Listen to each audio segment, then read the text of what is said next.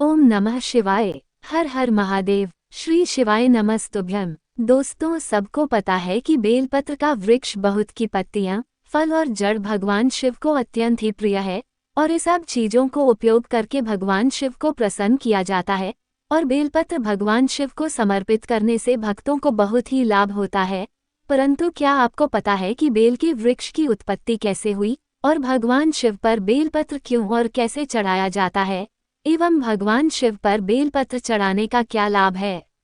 तो दोस्तों, स्वागत है आपका अपने प्यारे से चैनल सनातन की चर्चा में, जहां हम आपको बहुत अच्छी अच्छी बातें एवं आपके जीवन को सुंदर बनाने के लिए बहुत ही सरल उपाय बताते हैं। और ये उपाय हम पूज्य गुरुजी पंडित प्रदीप मिश्रा जी की कथा को सुनकर आपको बताने का प्रयास करेंगे। तो सबसे पहले जानते हैं कि बेलपत्र की उत्पत्ति कैसे हुई। स्कंद पुराण की कथा के अनुसार माता पार्वती के पसीने की बूंद से बिल्वा वृक्ष बेल के वृक्ष की उत्पत्ति हुई। स्कंद पुराण की कथा के अनुसार एक बार मां गंगा जी, माता लक्ष्मी जी ने भगवान शिव जी से मानव कल्याण करने के लिए वरदान मांगने की इच्छा प्रकट की। माता गंगा जी ने भगवान शिव जी से कहा कि हे प्रभु, मेरे जल के स्पर्श मात्र से लोगों के मुक्ति प्राप्त हो जाती है। प्रभु, कुछ ऐसा वरदान दीजिए कि मेरा जल पीने से सभी रोग मुक्त हो जाएं। इसके बाद माता लक्ष्मी जी ने कहा कि हे प्रभु, मुझे ऐसा वरदान दीजिए कि मैं जिस घर में जाऊं उस घर की गरीबी दूर हो जाए। इस पर भगवान भोलेनाथ ने मां गंगा जी से कहा कि आप जाकर गौमूत्र में विराजमान हो जाओ, और माता लक्ष्मी जी से कहा कि आप गौ माता के गोबर में जाकर विराजमान हो जाओ। तभी वहां गौ माता आती हैं। माता गंगा और माता लक्ष्मी जी ने गौ माता से उनके शरीर में स्थान मांगा। इस पर गौ माता ने अपने शरीर में उन्हें स्थान दे दिया। तभी से गौ माता का गौमूत्र औषधि के रूप में प्रयोग किया जाता है और गाय के गोबर को माता लक्ष्मी का स्वरूप माना जाता है। वहीं माता पार्वती जी भी विद्यमान थी। उन्होंने भगवान शिव जी से प्रार्थना की कि हे प्रभु, मुझे भी एक वरदान ऐसा दीजिए कि मैं किसी भी कन्या को अच्छा घर और अच्छा वर दे पाऊं। इतने में गौ माता ने माता पार्वती को प्यार से चाटा तो माता पार्वती की पसीने की बूंद गौमाता के शरीर में चली गई, जिसके बाद गौ माता ने गोबर किया। जिस जगह गोबर गिरा वहीं एक विशाल वृक्ष की उत्पत्ति हुई, जिसका नाम शिव जी ने बिल्ववृक्ष बेल दिया। शिव जी ने कहा कि यह बेल का वृक्ष आज से तुम्हारा, माता पार्वती का प्रतीक होगा। जो भी कन्या इसकी पत्तियां तोड़कर मुझ पर चाहेगी उसे अच्छा घर और अच्छा वर प्राप्त होगा। शिवलिंग पर बेलपत्र कैसे चढ़ाएं? बेलपत्र शिव जी को अति प्रिय है।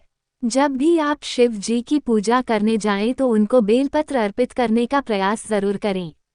वैसे तो 11, 21, 51 या अपनी आयु के बराबर बेलपत्र चढ़ाने के लिए कहा जाता है, लेकिन भगवान भोलेनाथ मात्र एक बेलपत्र और एक लोटा जल से भी प्रसन्न हो जाते हैं। पूजा करते समय ये ध्यान देना चाहिए कि बेलपत्र कहीं से कटी हुई न हो। हमेशा 3 पत्तियों वाली बेलपत्र चढ़ाना चाहिए। बेलपत्र की चिकनी सतह शिवलिंग को स्पर्श कराना चाहिए। जब शिव जी को आप बेलपत्र चढ़ाएं तब आपको अपनी मध्यमा तीसरी उंगली अनामिका, दूसरी उंगली और अंगूठे से ही बेलपत्र को पकड़ना चाहिए। याद रखें, अपनी तर्जनी पहली उंगली से कभी भी बेलपत्र को स्पर्श न करें। किसी भी पूजा में तर्जनी उंगली का स्पर्श शुभ नहीं माना जाता है। कभी भी ऐसी बेलपत्र शिवजी को नहीं चढ़ानी चाहिए जिसमें बेलपत्र की किसी पत्ती में यदि कोई चक्र, कोई उभरा हुआ चिन्ह बना हुआ हो। इसके अलावा यदि किसी बेलपत्र की डंडी के नोक पर गदा, ठूठ है तो उसे भी शिवजी को समर्पित नहीं करनी चाहिए। शिवजी पर बेलपत्र क्यों चढ़ाया जाता है?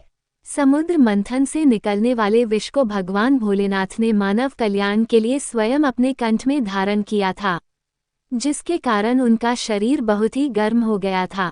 केवल उनका शरीर ही नहीं बल्कि आसपास का वातावरण भी अत्यधिक गर्म हो गया था, जिसके बाद देवताओं ने इसका हल इस प्रकार निकाला कि भगवान शिव जी को बेलपत्र खिलाना प्रारंभ किया गया, क्योंकि यह शीतल प्रभाव का होता है। धीरे धीरे भगवान भोलेनाथ को शीतलता प्राप्त हुई। तभी से भगवान शिव जी को बेलपत्र चढ़ाया जाने लगा। इस संदर्भ में एक और कथा है कि एक बार माता पार्वती जी शिव पूजा के लिए वन में गईं, जहां भगवान भोलेनाथ एक बेल वृक्ष के नीचे तपस्या में लीन थे। माता पार्वती ने अपनी सामग्री में फूल लाना भूल गई थी। तभी उन्होंने उसे बेल वृक्ष की जमीन पर गिरी हुई बेल पत्रों को उठाकर शिवजी पर चढ़ना शुरू किया और शिवजी को पूर्ण रूप से बेलपत्र से ढक दिया। इस पर शिवाजी अति प्रसन्न हुए। तभी भगवान शिवजी पर बेलपत्र चढ़ाया जाने लगा। बेलपत्र को अगर ध्यान से देखें तो इसमें अधिकतर 3 पत्तियां ऐसे होती हैं जैसे ये शिवजी के 3 नेत्रों की तरह प्रतीत होता है। बेलपत्र शिवजी के त्रिशूल का प्रतीक भी माना जाता है। अतः शिवजी को बिना दाग धब्बे की और बिना कतई फटी तथा हरी बेलपत्र ही चढ़ाया जाता है। शिवजी पर बेलपत्र चढ़ाने का फल। आचार्यों और पुरोहित बताते हैं कि भगवान शिवजी पर बेलपत्र चढ़ाने से शिवजी और भगवान राम जी दोनों का आशीर्वाद प्राप्त होता है। शिवलिंग पर प्रतिदिन बेलपत्र चढ़ाने से दरिद्रता का नाश होता है। ऐसा करने से दुख, दरिद्रता और गरीबी दूर होती है तथा मन को शांति प्राप्त होती है। सावन माह के सोमवार के दिन शिवलिंग पर बेलपत्र चढ़ाने से 1 करोड़ कन्यादान के बराबर फल प्राप्त होता है एवं सौभाग्य उदय होता है। भगवान शिवजी को श्री राम का नाम अत्यधिक प्रिय है। अतः ऐसी मान्यता है कि बेलपत्र पर भगवान श्री राम का नाम लिखकर शिवजी को अर्पित किया जाता है। ऐसा करने से भगवान भोलेनाथ अपने भक्तों पर प्रसन्न होते हैं और उनको लंबी आयु का फल प्रदान करते हैं। तो आइए जानते हैं बेलपत्र के कुछ उपाय। शिवपुराण कथावाचक पंडित प्रदीप मिश्रा जी अपनी कथा में अक्सर शिवपुराण में बताए गए बेलपत्र से जुड़े उपाय बताते हैं, जिनको करने से कई लोगों को लाभ होता है। ऐसा लोग पंडित जी को पत्र लिखकर भी बताते हैं। उनके पत्र अक्सर पंडित जी अपनी कथा के बीच में लोगों को पढ़कर सुनाते हैं। आइए जानते हैं शिवपुराण कथा में बताए गए प्रदीप मिश्रा के बेलपत्र के उपाय। पंडित प्रदीप मिश्रा जी बताते हैं कि जब भी आप भगवान शिव जी की पूजा करने जाएं तो उन पर बेलपत्र अवश्य चढ़ाएं, चाहे एक ही चढ़ाएं। अगर संभव न हो पाए तो शिवलिंग के ऊपर चढ़ी हुई बेलपत्र को दोबारा धोकर ही चढ़ा सकते हैं। इसके बाद आप उस चढ़ी हुई बेलपत्र को प्रसाद के रूप में खा लीजिए। प्रतिदिन ऐसा करने से शरीर रोग मुक्त रहता है। इसके अलावा आप मंदिर से बेलपत्र लाकर उसे सुखाकर उसका चूर्ण बनाकर उसे भी प्रतिदिन गुनगुने पानी में मिलकर ले सकते हैं। बेलपत्र का नियमित सेवन आपको कई रोगों से मुक्त रखेगा। प्रदीप मिश्र जी अपनी कथा में बताते हैं कि किसी विषम परिस्थिति के कारण यदि मन व्याकुल हो तो एक बेलपत्र और 1 लोटा जल लेकर शिव जी के मंदिर जाएं और सबसे पहले बेलपत्र को शिवलिंग के अशोक सुंदरी वाले स्थान पर चढ़ाएं तथा उस पर जल चढ़ाएं। फिर इसके बाद वही बेलपत्र शिवलिंग पर चढ़ाएं और शिवलिंग पर जल चढ़ाने से मन की व्याकुलता शांत होती है। प्रदीप मिश्र जी अपनी कथा में बताते हैं कि बेलवृक्ष के नीचे चावल या मूंग का दाना बेलवृक्ष के नीचे पड़े किसी भी कंकर को शिवलिंग मानकर चाहने से आपकी मनोकामना पूर्ण होती है। बेलपत्र की बीच वाली पत्ती पर पीला चंदन और बाकी दोनों पत्तियों पर लाल चंदन लगाकर भगवान भोलेनाथ का सच्चे हृदय से स्मरण करके शिवलिंग पर चढ़ाने से शिव जी आपकी मनोकामना पूर्ण करते हैं। प्रदीप मिश्र जी अपनी कथा में बताते हैं कि अगर आपको लगता है कि मेरे बच्चे ने पढ़ाई नहीं की है और आपका बच्चा परीक्षा देने जा रहा है, तो जाने से पहले अपने बच्चे से बेलपत्र की बीच वाली पत्ती पर शहद लगवाकर उसे शिवलिंग पर चिपकवा दीजिए। उस विषय में आपका बच्चा जरूर उत्तीर्ण पास हो जाएगा, चाहे उसने साल भर पढ़ाई न की हो।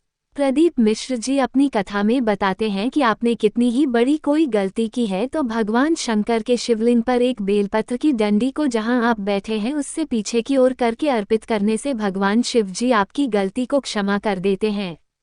संतान प्राप्ति के लिए प्रदीप मिश्र जी बताते हैं कि जिस नारी के गर्भ नहीं ठहर रहा है, बार बार गर्भ गिर जा रहा है, सारे उपाय करने के बाद भी कुछ नहीं हो रहा है, तो उस नारी को शिव महापुराण में बताया गया यह उपाय करना चाहिए। सोमवार के दिन बेलपत्र के वृक्ष के नीचे किसी ब्राह्मण और ब्रह्मणी और उसके पुत्र को बैठाकर खीर खिलाना चाहिए तथा बची हुई खीर की जूठन को उस नारी को खिला देना चाहिए।